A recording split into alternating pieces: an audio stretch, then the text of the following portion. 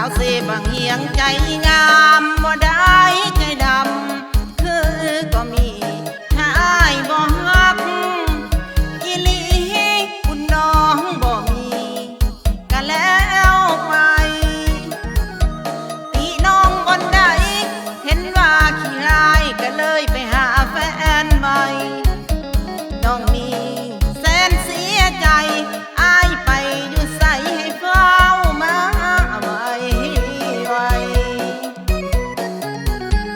น้องหูอยู่ใดเจ้าเอาใจไปให้สาวอื่นเลยปล่อยให้น้องกล้ำกลืนทนคมคืนนอนคืนน้ำตาตกลงกันว่าสิ้นพรรษาสิมามันทันทีสาวเสบางเฮียงคนนี้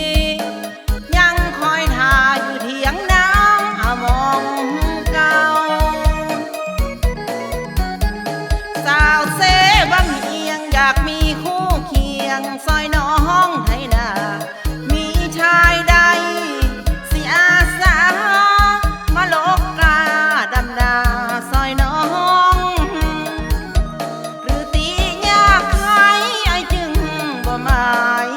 เป็นคู่เคียงน้องไว้ท่าอยู่